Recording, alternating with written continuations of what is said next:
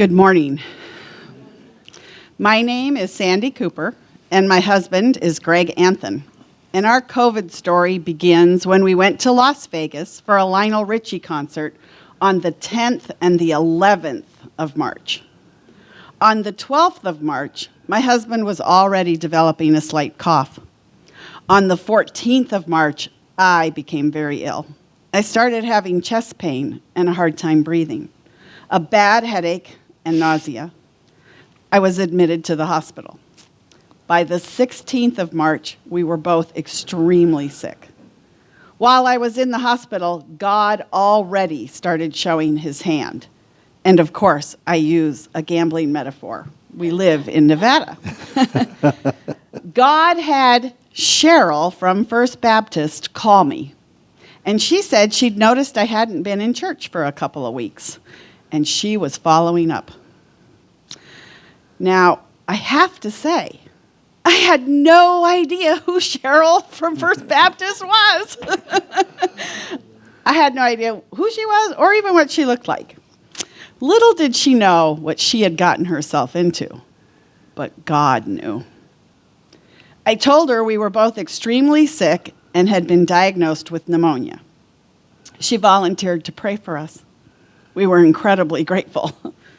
I was actually released from the hospital and sent home after a couple days of IV antibiotics and oxygen therapy. 24 hours after going home, I spiked a fever, developed a cough also, and was still having a hard time breathing. I now developed body aches, chills, and sweats. My husband was still extremely sick, and his cough was by now so severe he could hardly breathe each time he coughed. We rarely got out of bed. We were having some very tough days, and once again entered Cheryl from First Baptist. She texted us and offered not only prayers this time, but food as well. Since neither of us could function, this was an amazing offer.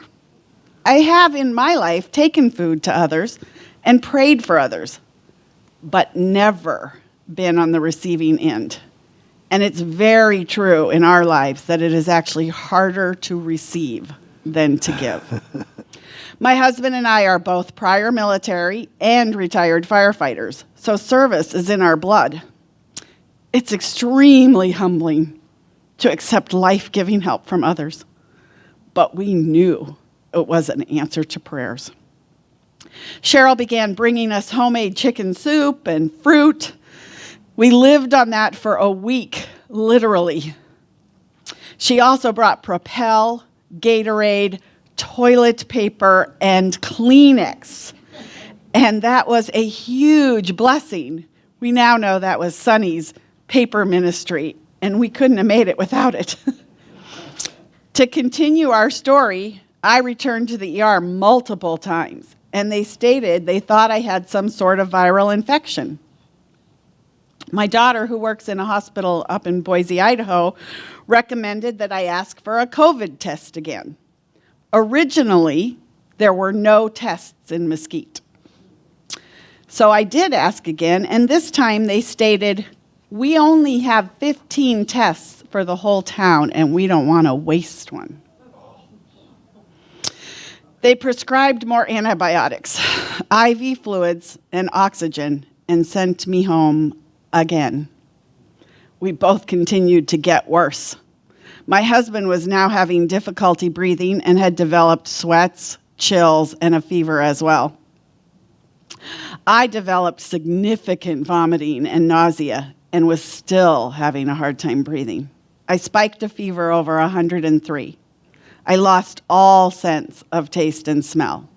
I developed such severe body aches that my sister actually told me, I said, if I wiggle my big toe, my body will hurt so much I will die. Our families were very worried about us. There were several days both Greg and I were so sick we couldn't care for ourselves, let alone each other. And yet God provided for us. Our neighbors helped too, but Cheryl never gave up on us. We were finally tested and diagnosed with COVID on the 25th of March.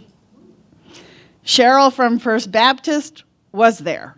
Even when I couldn't talk on the phone, she would text and pray and bring us food and supplies every few days.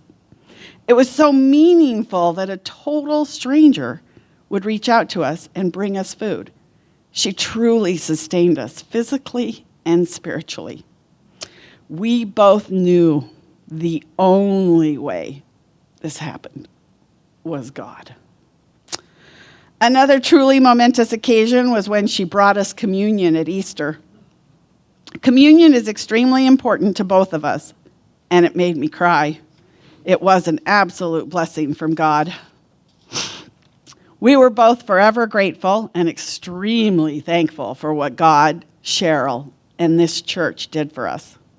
This began a relationship that now is a treasured friendship. I must also tell you, when we finally started to get better on April 21st, over 5.5 weeks sick, I asked Cheryl, "What's your last name?"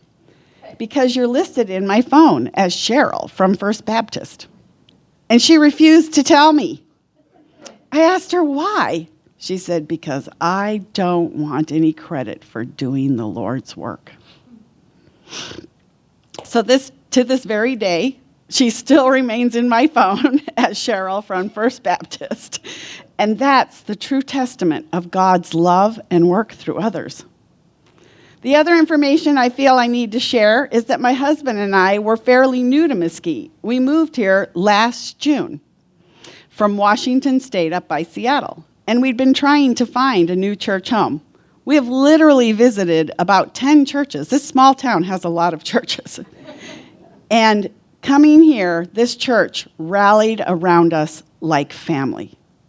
That's priceless. We feel very blessed and extremely grateful. I can never truly explain how deeply this care meant to us during those very difficult and dark times. But it just confirmed our belief in God and what He can do for us if we just have faith. We personally know that God provided for us through the caring of strangers, community, and this church. And we are now connected like family.